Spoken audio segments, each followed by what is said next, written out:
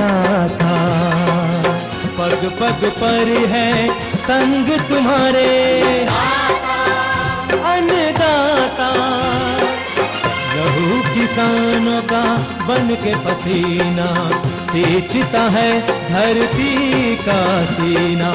मेहनत का तेरी हक दिलवाने, नई तकनीक नई खोज बताने। पशुधन को गुणवान बनाना, पौध सुरक्षा को सिखलाना, खेती के सब गुर समझाने, भारत का सरताज बनाने। आठों पहर है संग तुम्हारे अन्नदाता, अन्नदाता।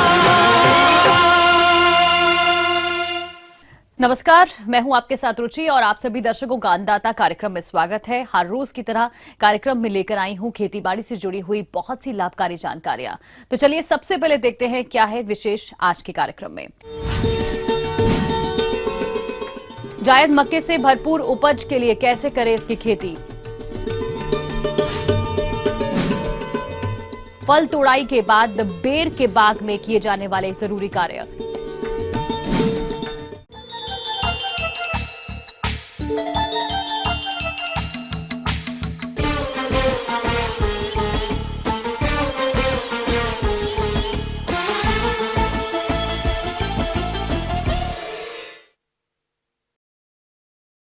हमारे राज्य के जिन किसान भाइयों के पास सिंचाई जल की उपलब्धता है और यदि वे जायद मक्का की खेती करना चाहते हैं तो अभी इसकी बुवाई के लिए उपयुक्त समय चल रहा है। किसान मक्के से ज्यादा उपज के लिए कौन सी उन्नत किस्में का चयन करें और कैसे इसकी उन्नत तरीके से बुवाई करें, इस बारे में सही सुझाव दे रहे हैं कृषि अनुसंधान केंद्र जिला पटना के कृषि वैज्ञानिक राजेश कुमार। मक्का बिहार की एक बहुत ही प्रमुख फसल है। इसकी खेती आप रबी, खरीफ, गर्मा, बसंत यानी किसी भी मौसम में कर सकते हैं। इनकी कुछ विशेष समय में, इस समय देखा जाए तो अभी बसंतकालीन और गर्मा खेती करने के लिए बहुत ही अच्छा उपयुक्त समय है। इसमें जो समय होता है इसका 15 फरवरी से 20 अप्रैल तक वो लगा सकते हैं। सर्वप्रथम चर्चा करते हैं इसकी खेती हेतु भूमि का चुनाव एवं तैयारी की। तो समतल भूमि, हल्की दोमट मिट्टी के साथ साथ उचित जल निकास वाली भूमि मक्के की खेती के लिए उपयुक्त है। पिछली फसल कटने के बाद मिट्टी पलटने वाले हल से जुताई 2 से 3 बार डिस्क हैरो या देशी हल से जुताई करने के बाद पाटा चलाकर खेत को समतल कर लेते हैं। मिट्टी जनित कीड़ों से बचाव के लिए 25 किलोग्राम क्लोरोपाइरिफास 5% धूल खेत में भुरकाव कर मिट्टी में अच्छी तरह मिला देना चाहिए। अब आती है प्रमुख किस्म। कौन ऐसी किस्म है जो बसंतकालीन गर्मे मक्के में अच्छा उपज देती है? तो किसान बंधु, शक्तिमान 1 और शक्तिमान 2 तथा गंगा 11 ये ऐसी किस्म है जो कि ये हाइब्रिड किस्म होती है, संकर किस्म है और बहुत ही अच्छा आपको उपज देती है। ये देखा गया है कि इसकी उपज क्षमता 60 से 70 क्विंटल प्रति हेक्टेयर है और यह फसल 105 से 110 दिन में तैयार हो जाती है। इसके अलावा किसान बंधु कंपोजिट मक्के लगाना चाहते हैं, उसमें प्रमुख रूप से सुवान और देवकी ये आप बसंतकालीन में लगा सकते हैं। इसकी उपज क्षमता 55 से 60 क्विंटल प्रति हेक्टेयर होती है। अब बात आती है इसके बीज दर व बुवाई विधि की। तो 1 हेक्टेयर के लिए 20 से 25 किलोग्राम बीज पर्याप्त होता है। बुवाई से पहले बीज को थीरम या कैप्टान दवा से 2.0 से 2.5 ग्राम प्रति किलोग्राम की दर से उपचारित कर कतार से कतार 60 सेंटीमीटर एवं पौधे से पौधे 18 से 20 सेंटीमीटर की दूरी पर बुवाई कर देनी चाहिए। इस प्रकार 1 हेक्टेयर में पौधे की संख्या 70,000 से 75,000 तक होती है। इसके साथ इसमें खाद और उर्वरक की हम बात करें तो इसमें 80 किलोग्राम नाइट्रोजन, 40 किलोग्राम फास्फोरस और 30 किलोग्राम पोटास की आवश्यकता पड़ती है। किसान बंधु को नाइट्रोजन की आधी मात्रा, फास्फोरस और पोटास की पूरी मात्रा बुआई के समय देना चाहिए। इसके साथ साथ अगर वो 25 किलोग्राम जिंक सल्फेट का प्रयोग करते हैं तो दाना अच्छा बनता है, उपज में वृद्धि हो जाती है। बची हुई नाइट्रोजन की आधी मात्रा किसान बंधु 35 से 40 दिन के बाद सिंचाई करने के बाद आप जो बची हुई 40 किलोग्राम नाइट्रोजन है उसका आप उपयोग कर देते हैं, तो इस तरह से फसल जो अच्छा होती है। खरपतवार नियंत्रण: बुवाई से दूसरे या तीसरे दिन 1.5 किलोग्राम एट्राजिन 1000 लीटर पानी में घोलकर 1 हेक्टेयर खेत में जमीन की सतह पर छिड़काव करना चाहिए, जिससे कि खरपतवार उगने में अवरोध उत्पन्न होता है। बुवाई के 2 से 3 सप्ताह बाद कल्टीवेटर द्वारा गुड़ाई करनी चाहिए एवं जड़ के पास घास को निकाल देना चाहिए। बसंतकालीन गर्मी में मक्के के लिए आपको 5 से 6 सिंचाई की आवश्यकता पड़ेगी, अतः सिंचाई की व्यवस्था निश्चित होनी चाहिए और इस तरह से इन सभी बातों पर ध्यान दिया जाए तो निसंदेह बसंतकालीन गर्मा जो मक्के की खेती किसान बंधु करेंगे उन्हें लाभ प्राप्त होगा और साथ ही अच्छा उपज प्राप्त होगा। ये थी कुछ उपयोगी जानकारियां और अब लेते हैं यहाँ पे एक छोटा सा ब्रेक। जल्द लौटेंगे और कार्यक्रम में आगे है महत्वपूर्ण जानकारियां। आप बने रहिए हमारे साथ।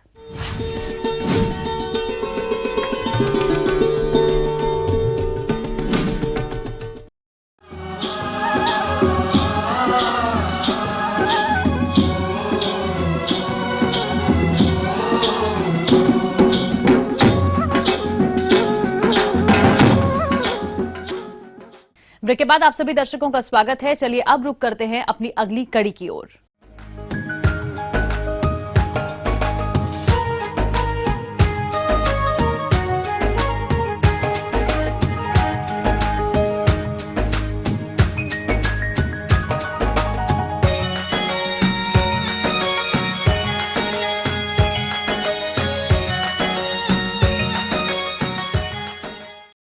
बेर के बागों में इस समय फलों की तुड़ाई का कार्य लगभग पूरा हो चुका है और अगले वर्ष भी इन बागों से अच्छा और अधिक फलन भी मिले, उसके लिए अभी से ही कुछ प्रबंधनों को करने की आवश्यकता होती है। तो कौन कौन से हैं वे प्रबंधन और इन्हें आप कैसे करेंगे, इस बारे में जानकारी दे रहे हैं एक बागवानी विशेषज्ञ डॉक्टर मोतीलाल मीणा। सबसे पहले हमें पौधे के जैसे ही बेर निकाल दिए, सारे बेर बाजार में बिक गए, तो पौधों को एकदम ये जून तक इनको आराम देना चाहिए। इसे सुसुप्तावस्था बोलते हैं। बेर के वृक्षों पर जब फल लगे होते हैं तब इनके वृक्षों पर कई हानिकारक कीट रहते हैं और फलों की तुड़ाई प्रक्रिया समाप्त हो जाने के बाद भी ये वृक्ष और इसके आसपास की जमीन पर अपना जीवन चक्र चलाते रहते हैं, जो कि आगे चलकर फिर से बेर के बागों को हानि पहुंचाते हैं। इसीलिए इस समय इन कीटों की रोकथाम कैसे की जाए, आइए जानते हैं। इसके लिए हमें सबसे पहले इसके थाड़ों को तो खुदाई कर देनी चाहिए और पानी एकदम बंद कर देना चाहिए, पानी नहीं देना चाहिए, न ही पत्ते गिराने चाहिए। इसके लिए सब थाड़ों को अच्छी तरह चौड़ा और खुला करके खुदाई कर देनी चाहिए। इससे खुदाई करने से क्या होगा कि गर्मी में जो भी इस कीड़ों के वो जो बेर में लट लगती है उसके अंडे वगैरह जो भी इसके मैगट वगैरह हैं वो उस खुदाई से गर्मी से तेज़ गर्मी से सारे नष्ट हो जाएंगे। खुदाई करने के बाद बेर के जो भी मेन उसका मूल है, तना है, उसके चारों तरफ बोर्डोपेस्ट का लेप अवश्य करना चाहिए। बेर के वृक्षों में अक्सर विभिन्न रोगों का प्रकोप देखा जाता है, जिनकी समय रहते रोकथाम करना बेहद जरूरी है और इसके लिए अभी आप कौन कौन से उपायों को अपनाएंगे, आइए जानते हैं। बोर्डोपेस्ट के बारे में मैं बताता हूँ। बोर्डोपेक्स कॉपर ऑक्सीक्लोराइड होता है। इसमें 10 किलो मैटर बनाने के लिए 1 किलो चूना होता है और आधा किलो कॉपर ऑक्सीक्लोराइड जो मार्केट में मिलता है, और पानी को अलग अलग 3 बर्तनों में घोल लेते हैं। एक दिन पूरे घोल के एक बाल्टी में कॉपर ऑक्सीक्लोराइड पानी में, एक में चूना और एक में पानी अलग से रखने चाहिए। दूसरे दिन, क्योंकि पूरी रात भिगोने के बाद दोनों को मिक्स करते हैं, मिक्स करने के बाद 2 पेस्ट बनेगा, उसको पौधे के तने के चारों तरफ लगाने से इसमें रोग कीड़े वगैरह की संभावना कम होगी और पौधा स्वस्थ रहेगा, फल अच्छे होंगे, कांटे नहीं होंगे और फल की ग्रोथ भी अच्छी होगी।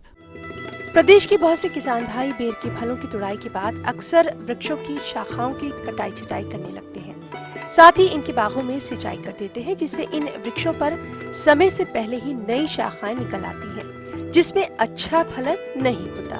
अतः आप इन वृक्षों की कटाई छटाई कब और कैसे करें, आइए जानते हैं।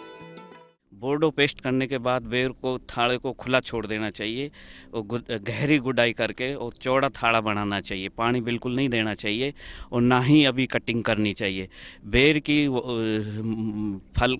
के पौधे की वास्तविक प्रूनिंग का और कटाई छटाई का सही टाइम है 20 मई से 10 जून के बीच में इसकी कटाई छटाई कर देनी चाहिए। इस टाइम बेर पूरी सुसप्त अवस्था में होता है। जैसे ही जुलाई में बारिश होगी बेर में फुटान होगी। फुटान के समय जो भी नए पौधों में वो निकलेंगे पत्ते, उसमें जो भी स्वस्थ एकदम स्वस्थ आएंगे, क्योंकि बीच में हमने पानी दे दिया तो जिसमें फुटान पहले आ जाएगी उसमें बेर हमेशा कम लगते हैं। इसलिए सबसे पहले ये ध्यान रखना चाहिए जब भी बेर सुसुप्त अवस्था में हो तो जून तक कोई पानी नहीं देना चाहिए। बरसात का पानी ही बेर के लिए सबसे ज़्यादा ग्रोथ के लिए और इसमें फलों लगने के लिए सबसे ज़्यादा लाभकारी है। धन्यवाद।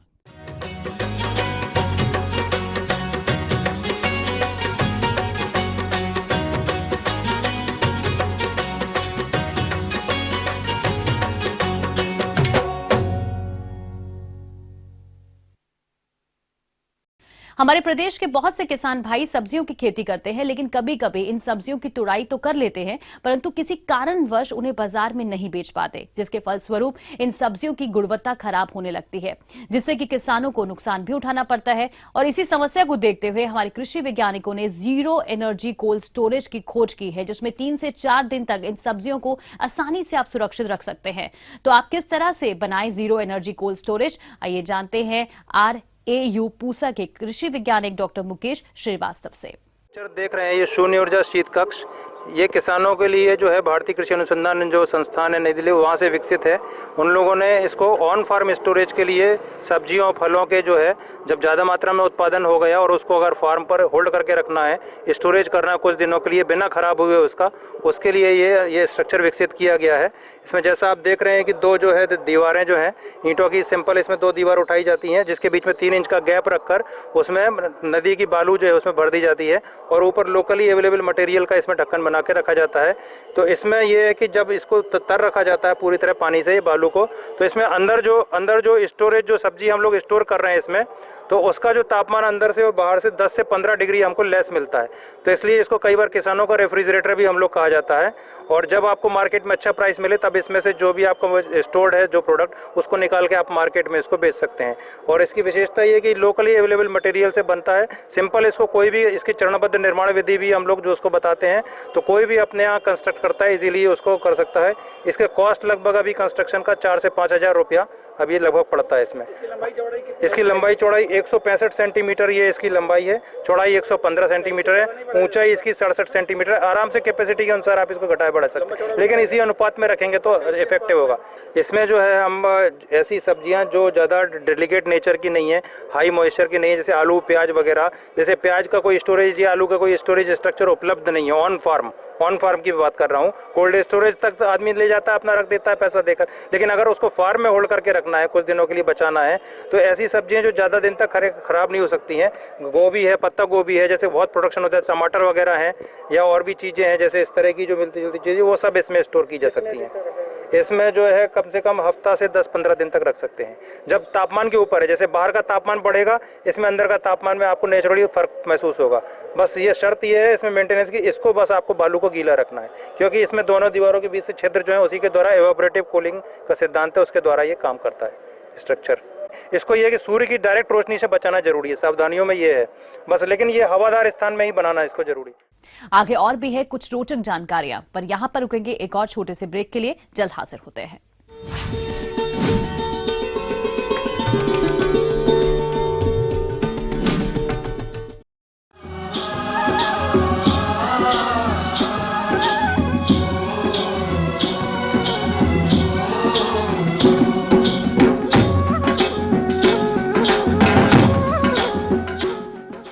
ब्रेक के बाद एक बार फिर से आप सभी दर्शकों का अन्नदाता कार्यक्रम में स्वागत है। बढ़ते हैं अपनी अगली प्रस्तुति की ओर।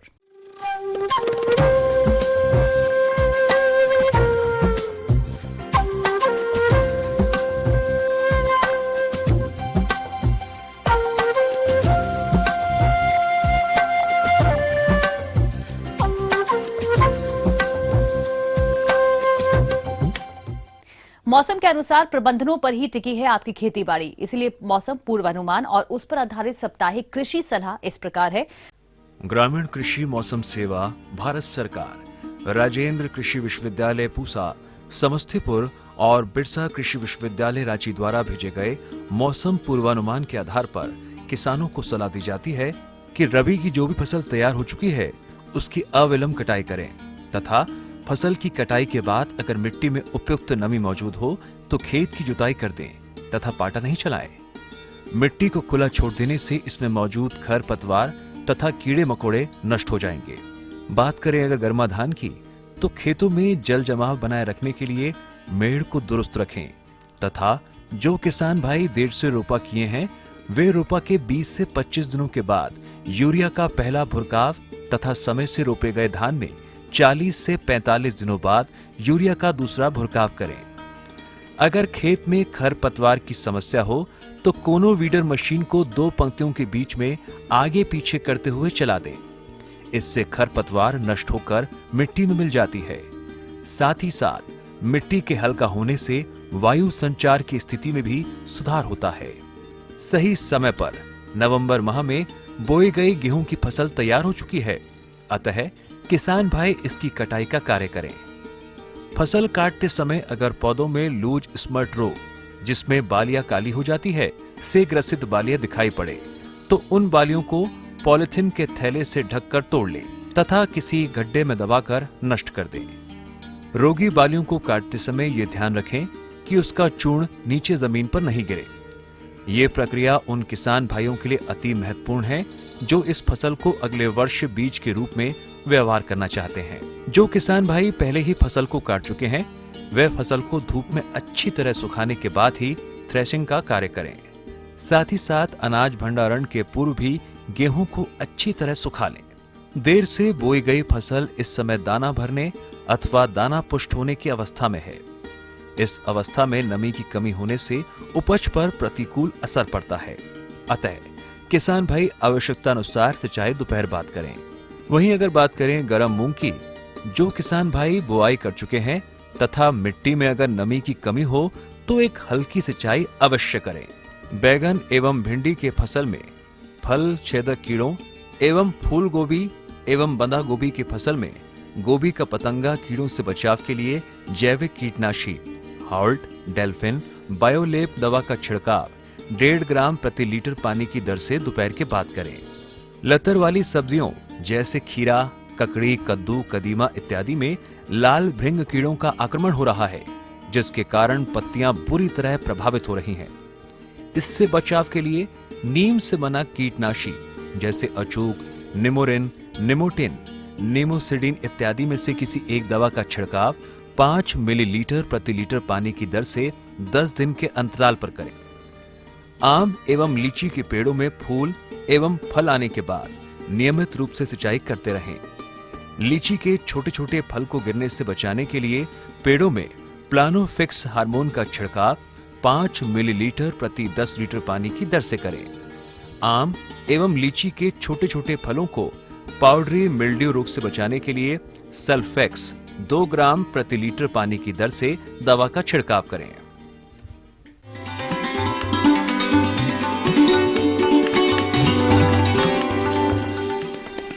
अन्नदाता हेल्पलाइन निशुल्क फोन संपर्क सेवा के माध्यम से आपके द्वारा पूछे गए कृषि से जुड़े प्रश्नों में से 1 या 2 महत्वपूर्ण प्रश्न को हम अपने कार्यक्रम में शामिल करते हैं और इसी के तहत आज का चयनित प्रश्न और उसका जवाब इस प्रकार है।